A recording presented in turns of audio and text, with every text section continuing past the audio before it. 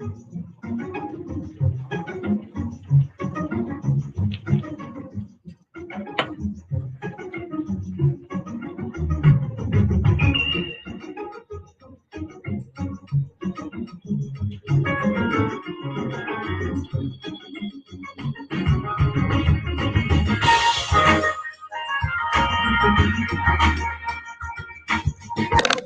anticipate in the next 10 to 12 years, approximately 86 million Hispanics coming into the United States and 41 million Asians.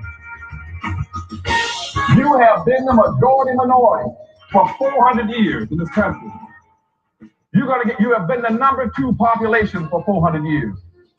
You're going to get kicked out of being number 2. You're going to go down and become number 4. Now, common sense, even a third grade education would tell you, if you didn't get anything when you were number 2,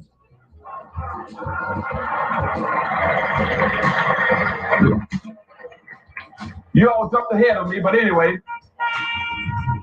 guess what you're going to get when you become number 4. President Biden, do you support reparations?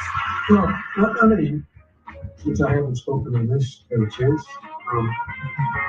Number one, the reason we're the country we are is because of immigration. We've been able to cherry pick the best from every single continent. The people who come here have determination, resilience. They are ready to stand up and work like the devil. We have 24 of our 100 children in our school today is Hispanic. The idea that we are going to walk away and not provide every opportunity for them is that not only stupid and immoral, but it's bad for America. They are the future of America. Systemic racism that has plagued our nation for far, far too long. I said that over the course of the past year that the blinders have been taken off the nation, the American people. But what many Americans didn't see or had simply refused to see couldn't be ignored any longer. Those 8 minutes and 46 seconds that took George Floyd's life opened the eyes of millions of Americans and millions of people around all over the world. It was the knee on the neck of justice, and it wouldn't be forgotten. And it's not white Americans' fault, but just a fact. At the very same time that America refused to give the Negro any land, through an act of Congress, our government was giving away millions of acres of land in the West and the Midwest, which meant that it was willing to undergird its white peasants from Europe with an economic floor. But not only did they give the land, they built land-grant colleges with government money to teach them how to farm. Not only that, they provided county agents to further their expertise in farming.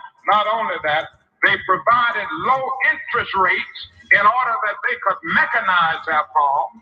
Not only that, today, many of these people are receiving millions of dollars in federal subsidies not to farm, and they are the very people telling the black man that he ought to lift himself by his own bootstraps. And this is what we are faced with, and this is the reality. Now, when we come to Washington, in this campaign, we are coming to get our check.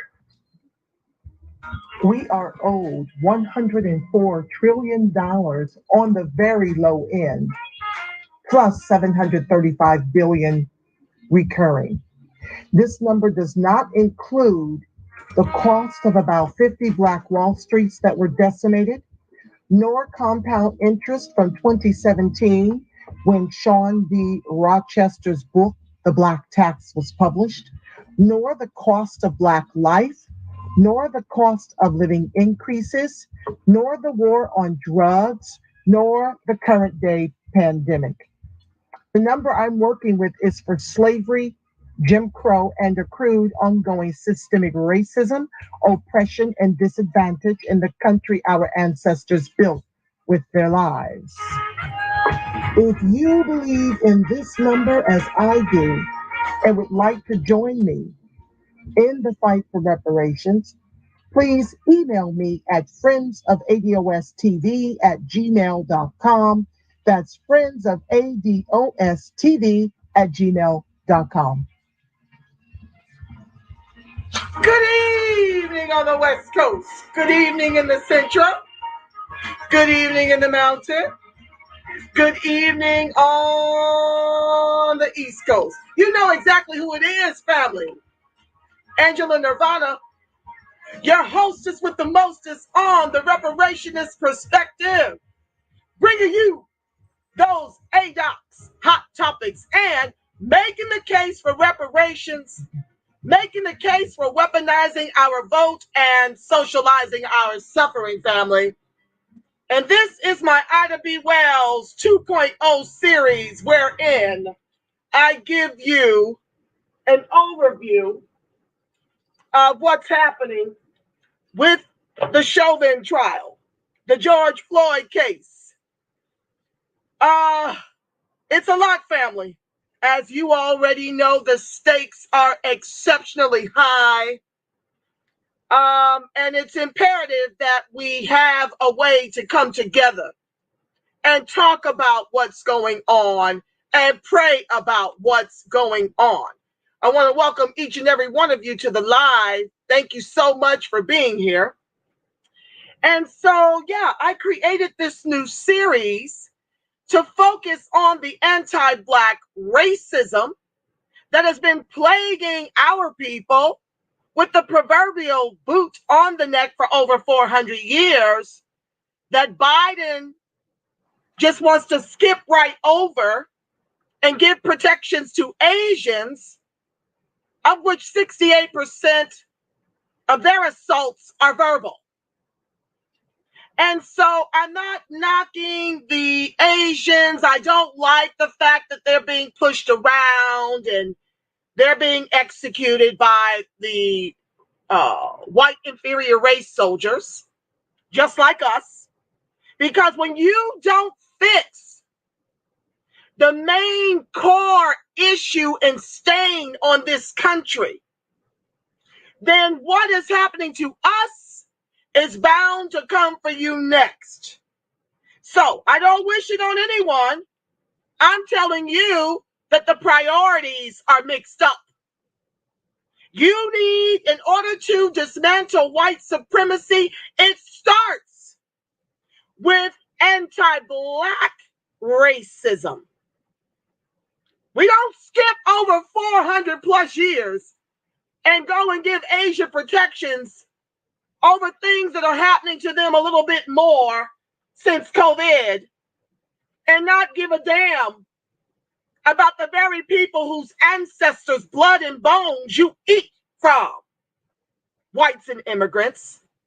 So, I've got a couple of new series. This is one, and I'm also doing a series called Dear Immigrants, because of ADOCS, why you should ally with us in our fight for social and economic justice.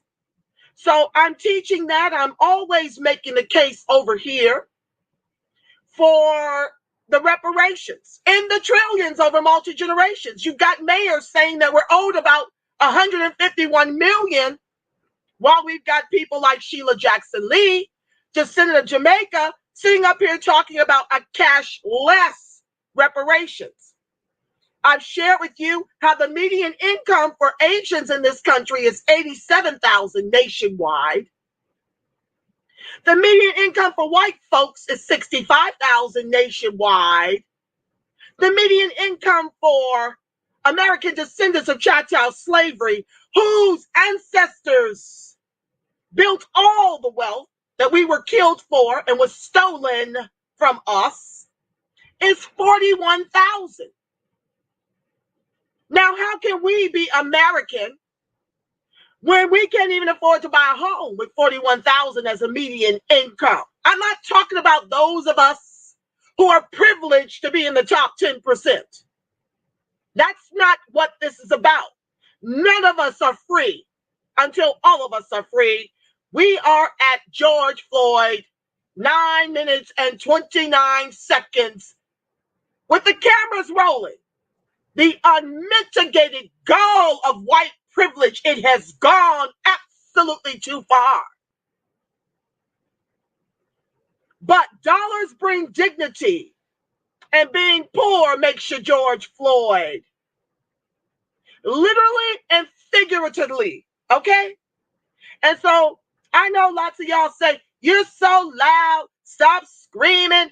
Listen, I am hotter than fish grease. I told one of my comrades, what has being nice about the topic garnered us? We are at George Floyd 929 all over the world because we don't have the complexion for the protection.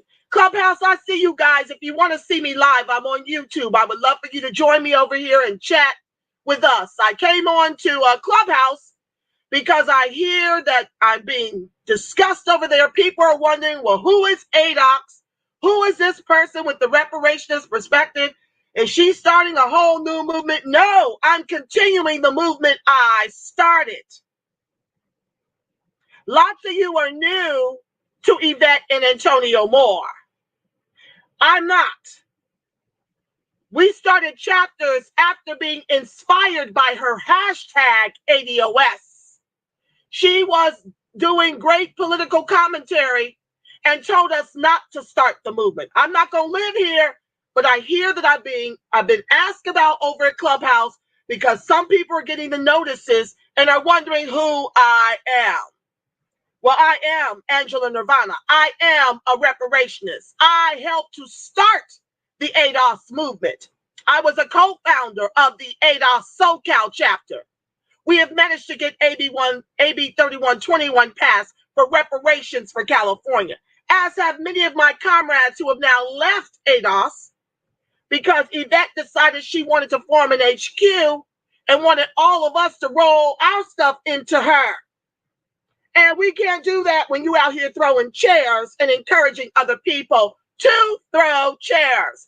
That is not what we're here for. That is not what we founded the movement for. We founded the movement to deliver our people, and we are still on our square. When we were threatened with lawsuits for continuing into the ADOS hashtag, I decided for me and what I'm doing as Equity Advocates PAC to get our full-chested candidates, full-chested reparationist candidates elected at every level of government, to just do my own thing as I've always done and stick a C in there to put up a more secure gate. The C is for chattel, so that I can move unimpeded and be able to partner and ally with immigrants and other grassroots alike, which you cannot do if you want to be a part of HQ. So I defected, as many of the founders of local chapters, local grassroots chapters throughout the country have defected. So now you know. You can find me over here at YouTube and Facebook and Twitter. But I've been doing this, oh my God, since 2019, when we started the movement. We, the grassroots, the people, started the movement. Yvette didn't want this. We wanted it. We could not just continue to sit up on her show trauma bonding and not get moving. We could not do it, and we refused to do it, so we formed chapters. We finance our chapters. None of what Yvette does on YouTube trickles down to the grassroots. That was all of our money, our time, our resources. And we continue. It's not gone anywhere. It's just morphed into these new identities so that we could get the boulder off our wings and soar for the people and get these reparations. So we've been quite successful. The revolution is being social mediaized. Right now, the Catholics are talking about $100 million as a down payment for reparations. Evanston, Illinois has granted $10 million. These things don't go far enough, but hey, they're a start. HR 40 is now out of the shadows and dusted off. We're working on ethnicity bills. We're working to become out here our own identity to unflatten blackness, called Black American Descendants of Chattel Slavery. You must put the chattel in there because I've sat on panels where white folks think indentured servitude is an American descendant of slavery. So I use chattel because they can never claim to be treated less than animals. As you bear witness to George Floyd, as the defense continues to try to make it about his drug use and his underlying health issues, which he was living with, before they came up to his car and stuck a gun in his face over a would-be fake $20 bill. Which, oh, by the way, if he was trying to get that off, why was he still parked outside the Cup Foods?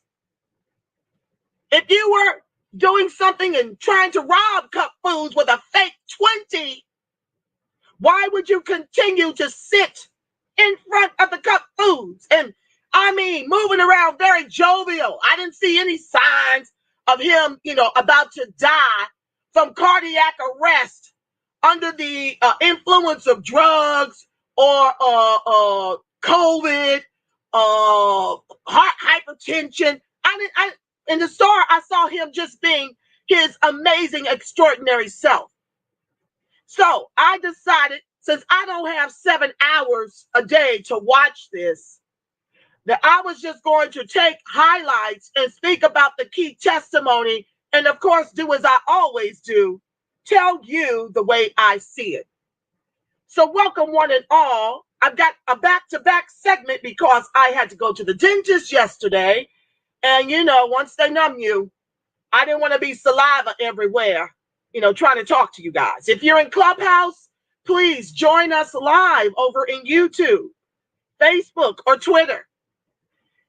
Like, share, subscribe, turn on your notifications. Let me fly my banner, because it's not free to do this and to bring you this. Aggregated dollars are helpful, but if that's not you at this time, welcome one and all. It doesn't matter to me. Oh Lord, how do I get the thing to run and not? Okay, I don't see how to make it run. I just wanted a little byline under there, but if you're interested, you can cash at me at $FOADOS TV, FOADOS TV. I'll flash the banner later. I like it when it runs underneath. I've done something and cannot get it to run. But anywho, let's get into the show, because I'm doing day 3 now. I'm closing this down because I know how tiring it can be. And I'm going to start a brand new one within the hour. So let's get right into the highlights. And sometimes when time permits, I'll be doing some extras too. Okay, so I want you guys to know, while I'm searching for my article, I want you to know that Chauvin's defense is being funded by the police union. So we just get to keep paying for our own government-sanctioned executions, you see. We pay them with our tax dollars when they're employed. We pay the civil suits. We pay for their legal defense. This is why there's such a huge cry to defund the police and make our policing more communal. So let me jump right in and get this going so we can move over to the next day 4. Day 5 will come on Sunday, along with my Dear Immigrant because of ADOCS series. I put that off because I got a day behind and I'm trying to play catch up. So Monday I can be on, day 6, boom, here, rolling it out to you. And like I said, these are the clip notes. So you guys don't have to be concerned with watching this for 7 hours. It's a lot to take in. And it's a lot because they keep playing that video over and over again. It's very traumatizing, but necessary. I love prosecution and what they're doing. A stand-up job right now. Those eyewitnesses are fearless. They are fearless. Do you hear me? They are our Harriet Tubmans, you understand, our abolitionists. They are bravely getting up there telling the way they saw it. And they're still living in Minnesota. That's brave. Anywho, prosecutors and this is day 3, and then I'll shut it down. We'll go to day 4. Prosecutors in Derek Chauvin's murder trial introduced video from officer-worn body cameras into evidence Wednesday afternoon, giving jurors a first look at the perspectives of the 4 officers on the scene. The other former officers, Thomas Lane, Jay Chauvin, and Tu Tao are charged with aiding and abetting second-degree murder and manslaughter. And I hope they rot in jail. They're expected to go on trial in August. Earlier on Wednesday, witness testimony and surveillance video shown in court provided the first glimpse of George Floyd's action inside Cup Foods before his death.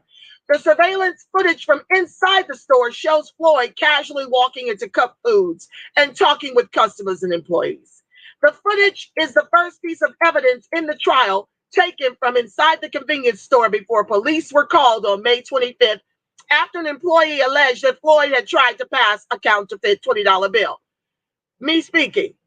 Where's the 20? It is yet to be introduced. I'm very curious about this fake $20 bill that George Floyd allegedly used and sat outside of Cup Foods and had a gun shoved to his face before a knee to the neck for $9.29 to take his life out of him while he urinated himself. All his organs were shutting down in that moment and cried out for his mother. Where is the $20 bill? Let me back up. I know if I am too loud, understand this about me. I am very passionate about ADOCS.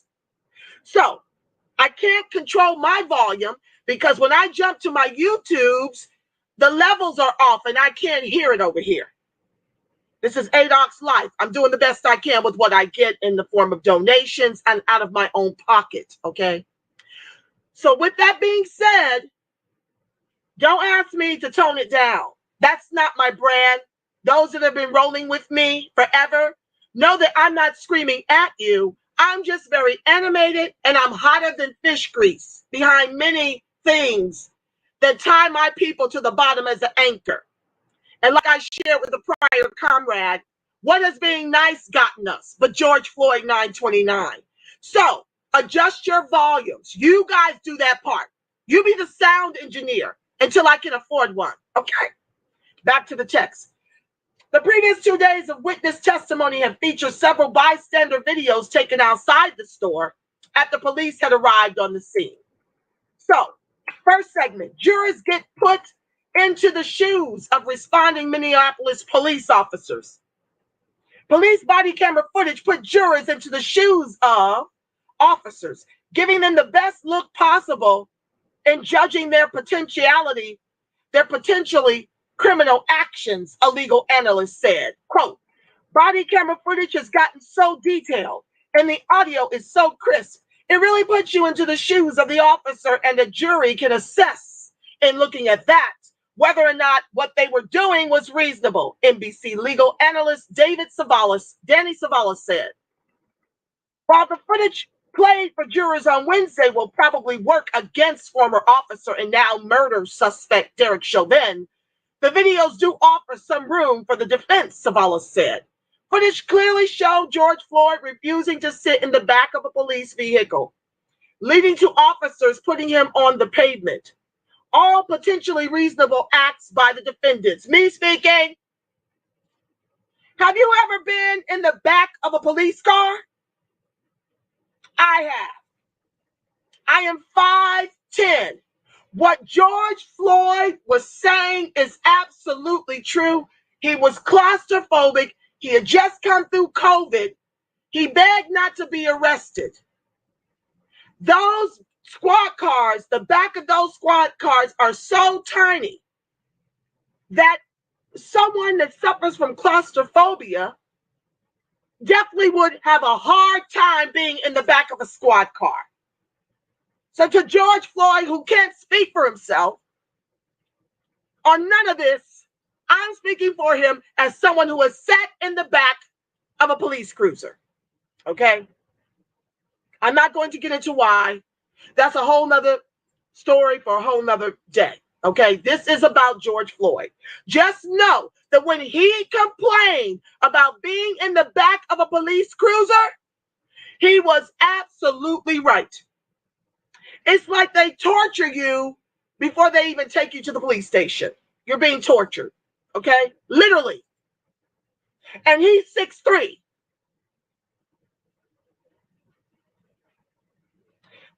back to the text. The defense is going to make the argument that there was resistance, Savallo said. What you do see is a kind of passive resistance. Me speaking, he was handcuffed. Moving on. But is a jury going to conclude that it warrants putting your neck on the back, your knee on the back of someone's neck for 9 minutes and 29 seconds, even after they've completely stopped moving? That's where the defense has a problem.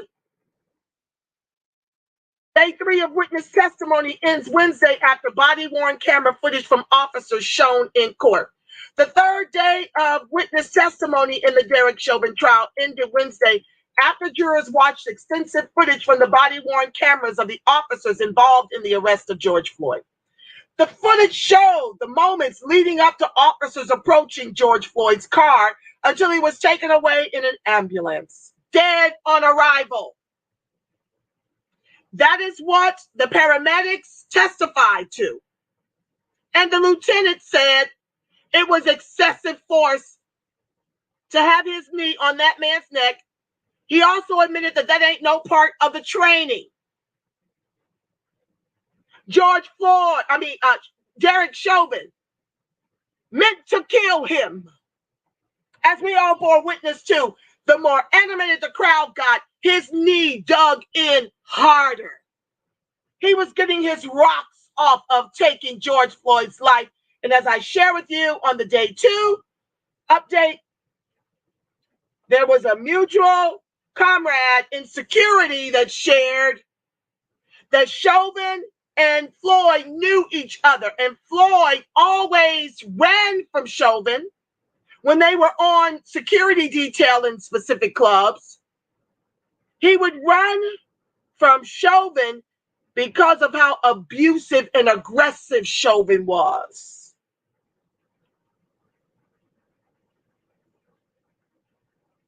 The body-worn camera footage was shown during the testimony of Lieutenant Jeff Rugel, a Minneapolis police officer who manages the police business technology unit. Rugel's testimony was focused on technical aspects of camera footage, including how body cameras are worn and operated. He was not asked to comment on the contents of the videos. His testimony followed that of a teenager who worked at Cup Foods and witnessed Floyd's restraint and other bystanders. Witness testimony continued Thursday around 9:30. We know that part. Let's jumping down. Body-worn camera shows officer interaction after George Floyd restrained on the ground. Police body-worn camera footage played in court in the Derek Chauvin trial Wednesday afternoon showed officers put George Floyd on the ground and restrain him until medical responders arrived and put him onto a stretcher. "I can't breathe. I can't breathe," Floyd begins to say repeatedly after officers removed him from a police vehicle and placed him on the ground to restrain him. Floyd had resisted getting in the police car, saying he was claustrophobic and recently had the coronavirus. Me speaking, if he was in the vehicle, why did you take him out? To murder him. Back to the text. The officers hold Floyd down on the ground as he is handcuffed and tell him to stop moving while he begins to call out for his mother and cry out. As Floyd says he can't breathe, the officers tell him to relax. So, knees in my back, in my chest, on my neck, and I'm to relax. Interesting. He's got to be on something, one of the officers said. And they discussed what drugs Floyd might possibly be on. This reminds me of medical apartheid against our people, right? That they think that we can endure a knee to the neck. We're invincible. He's got to be on something. Look at how much pressure we're putting on him. And he's not dead yet. He's got to be on something. He's super Negro. He's super ADOCS. They'll kill me, Floyd says, while repeating he can't breathe. At one point, an officer asked if they should roll Floyd onto one side and says he is worried about delirium or whatever. I think he's passed out, an officer says soon after.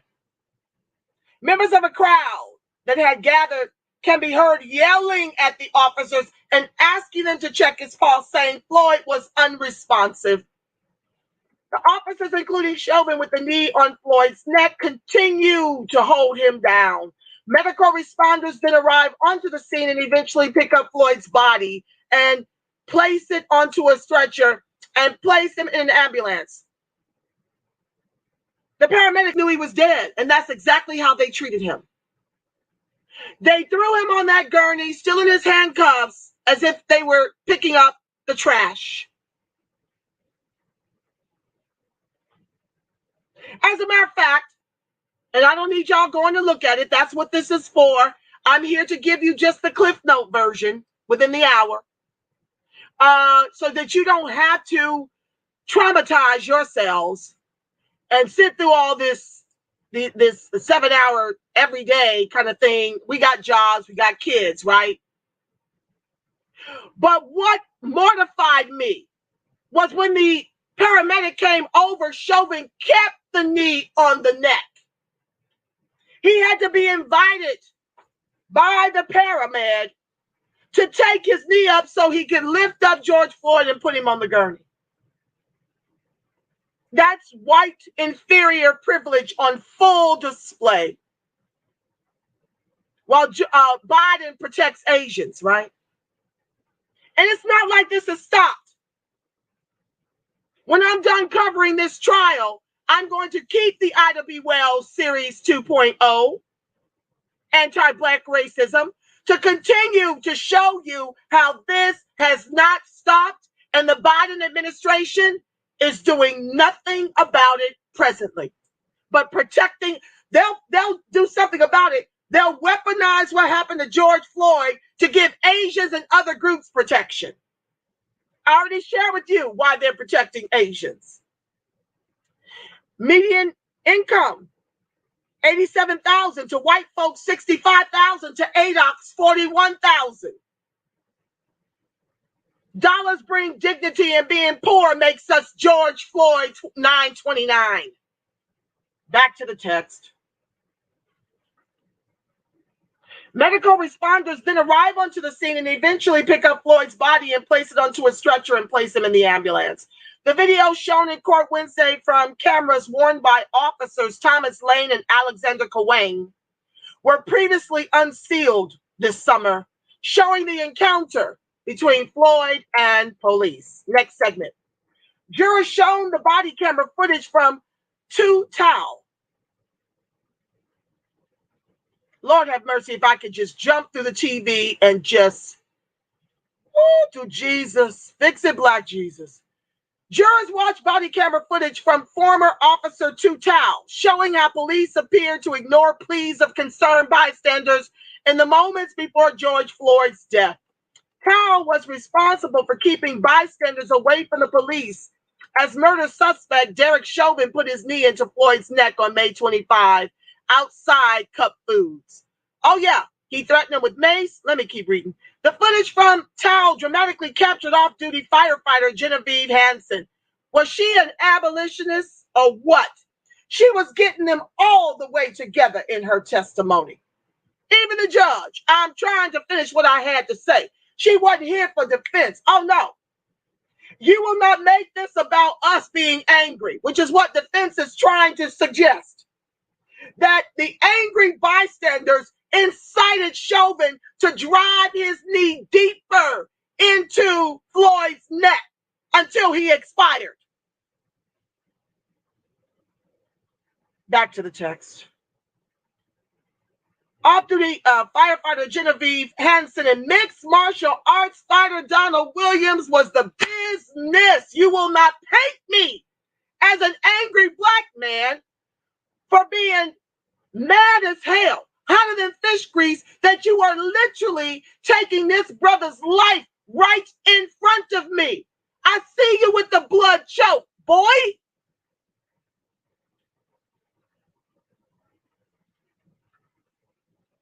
as they begged officers to help Floyd, who appeared to be losing consciousness while pinned under Chauvin's knee.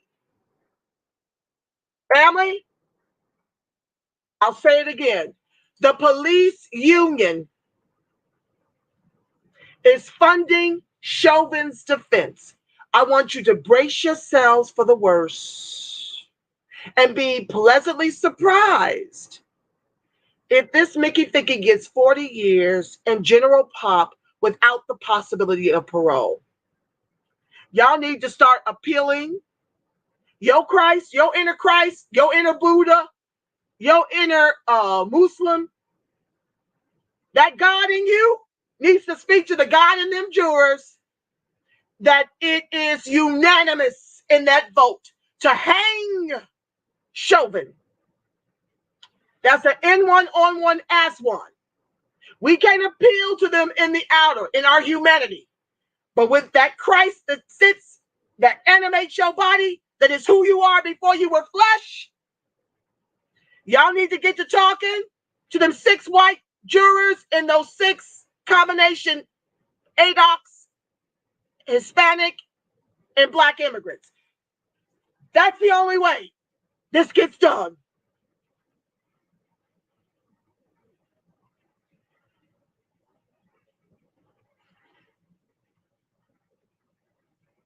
Prosecutors,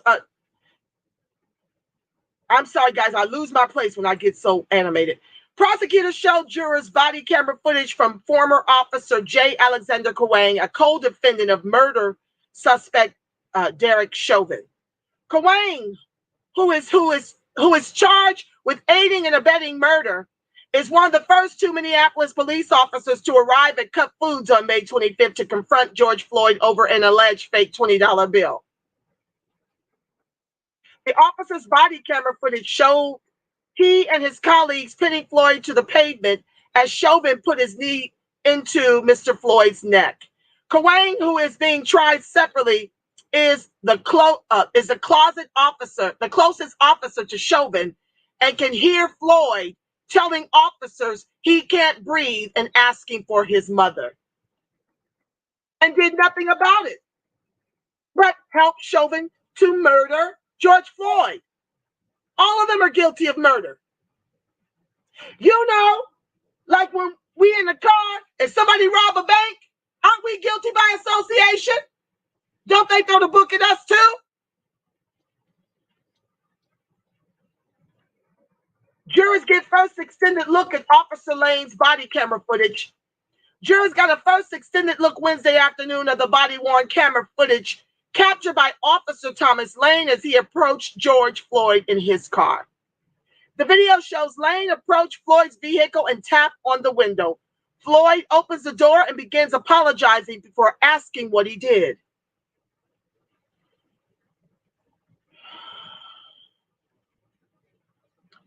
Lane tells him to put both of his hands up and pulls out a gun and points it at Floyd.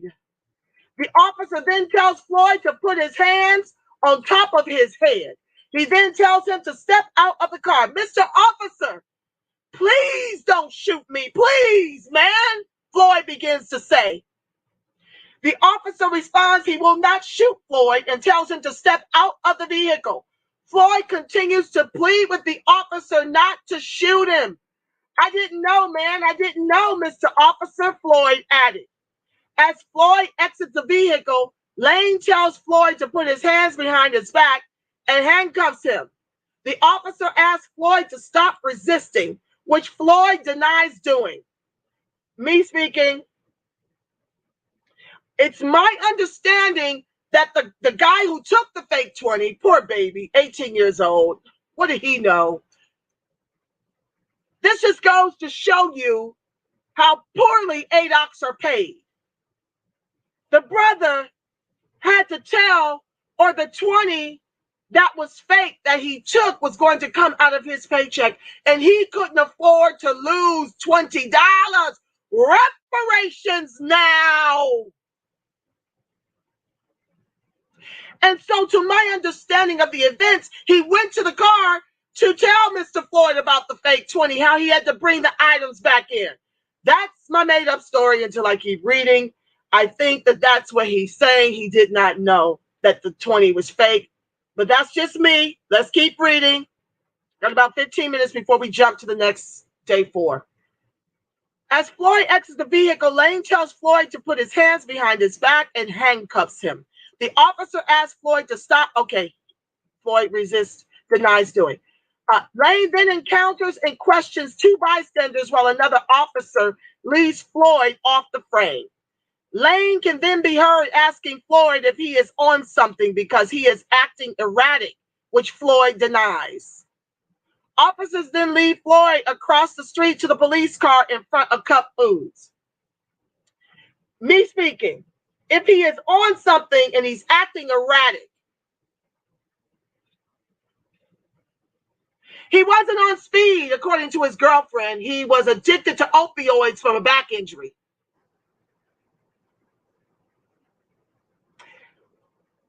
So you can't deduce that he's acting erratic because he knows you're about to execute him.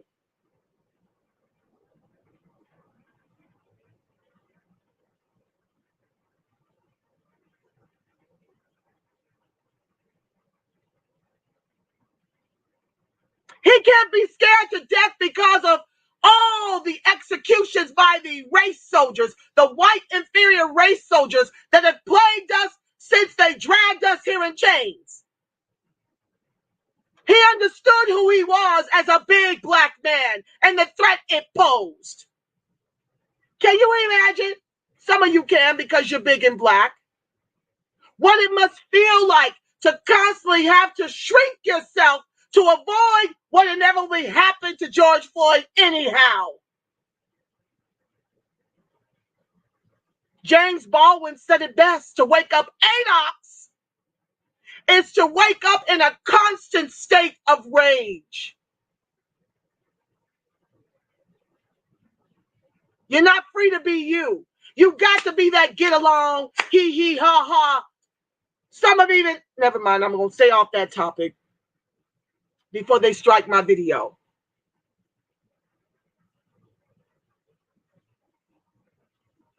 So this glacier donkey decides he's acting erratic because he's on something. We got to be on something to want to live.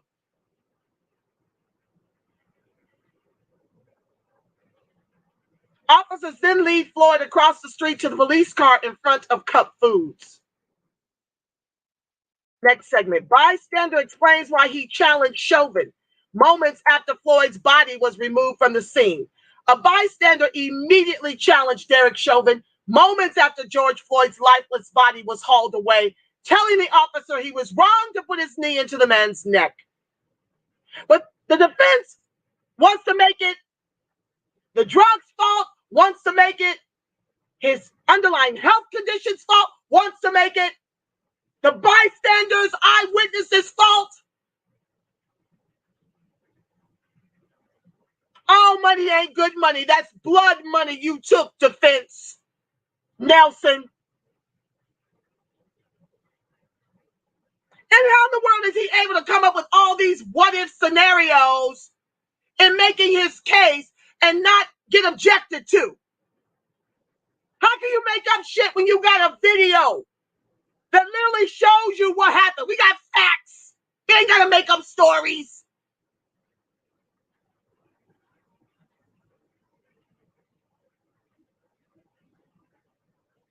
In a fuzzy audio from police video, Chauvin could be heard defending his actions to the criticism of Charles McMillan, 61. Quote, "That's one person's opinion," Chauvin could be heard saying in footage to McMillan, also adding that Floyd was a sizable guy who was probably on something. You could take Dylan Roof to Burger King after executing the South Carolina 9. You could take that fool alive who was sexually repressed and having a bad day, who killed 8 people down in Georgia. You could take the fool alive in Colorado that killed 10.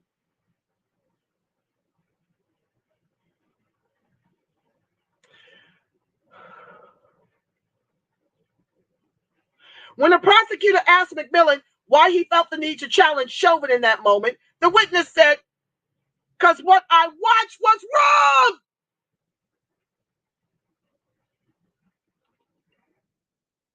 McMillan also testified that he recognized Chauvin from patrols in that South Minneapolis neighborhood where Floyd was killed outside Cup Foods. Quote, "I think I said to him 5 days ago, I told him the other day to go home to your family safe and let the dead person go to their family safe," McMillan testified, recalling his chat with Chauvin. "But today, I got to look at you as a maggot." Witness breaks down in tears on the stand as he watches video of George Floyd calling out for his mother. Charles McMillan again, family.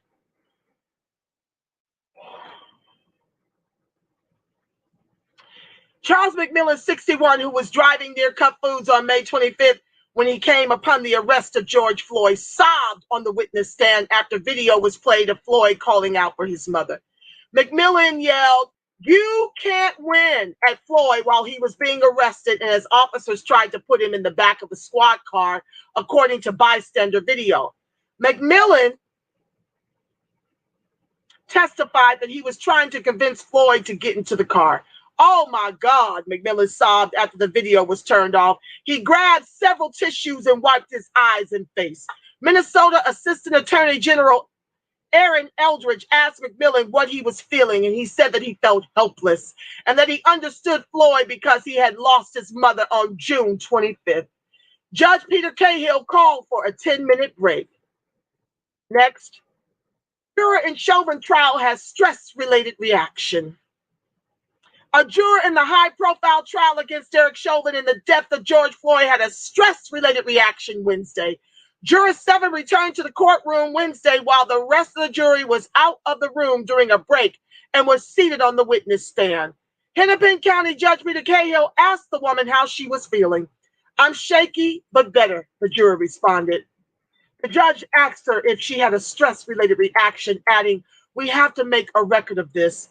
The juror said that she did, and the judge said he understands. She has been having trouble sleeping. As have I, as have we all. The stakes are so high. If this Mickey Vicky walks, it is open season on ADOCS. Everybody get to the gun range. The juror then said she had been awake since 2 a.m. As have I. I can't sleep. I'm anxious. I think I'll be okay going forward, she added. But I will not give in, give up, or give out on this series. It consumes me, so I know it's consuming you. And I pray that my righteous indignation helps support you in yours. And we can blow off steam together. Docking workers for fake money is against state labor law. Cup Food denies it ever did so. It's against Minnesota labor law for employers to dock workers for receiving counterfeit money, as a store clerk testified in former officer Derek Chauvin's murder trial. But we always know there are two sets of rules when you don't have the complexion for the protection. I just told you the median income for Asians nationwide is $87,000, to white folks $65,000, to ADOCS $41,000. I absolutely believe this young man was threatened that if he accepted a $20 bill, it was coming out of his paycheck, and he could not afford that. Even if it was just told to him in that moment that he realized it was a counterfeit. He knew it was. Of course, I don't know that it is for sure, but he suspected it was when it was given to him, and he allowed them to go out that store with those products. And I bet the manager told him that. If you don't go back and retrieve those goods, that's coming out your paycheck. I bet you that's what happened. Cashier Christopher Martin told jurors he flagged a possible fake $20 bill from George Floyd on May 25th at Cup Foods because it is store policy that any counterfeit money received by the store will be taken out of an employee's paycheck. Why would this brother have to lie? We know what the law says, but we know y'all break the law all the damn time. Especially when it comes to ADOCS. Such a move would be against state labor codes, which say no employer shall make any deduction from a worker due to lost or stolen property. That works for white folks. There's a separate set of rules across the board for ADOCS. Receiving counterfeit money would fall into this category of loss, a Labor Department rep said. Nobody's blues is like ADOCS blues. But a spokesman for Cup Foods pushed back in Martin's testimony, saying employees would only be liable for counterfeit bills if they don't check them as a deterrent. We've never made an employee pay for a counterfeit bill, Cup Foods spokesman Jamar Nelson said in a statement. After Martin told managers about the $20 Floyd used to buy a pack of cigarettes, it set into motion the deadly chain of events that ended with the police officer's knee on his neck. I took it anyway, and I was planning to just put it on my tab until I second-guessed myself, Martin said. I kept examining it, and then I eventually told my manager. The state labor department has no record of any such a wage complaint against Cup Foods, the agency spokesman said. Why would he have complained? Does he even know how to complain? Have y'all sat him down and told him his rights as ADOCS? More than likely not.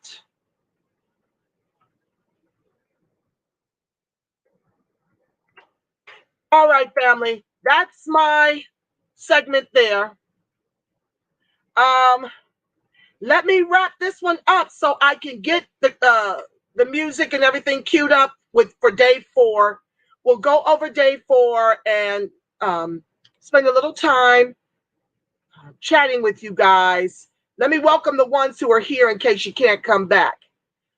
We've got LaRon Jones. Oh, my God. This is Rich. It's one of my church family members. I owe him a call, y'all.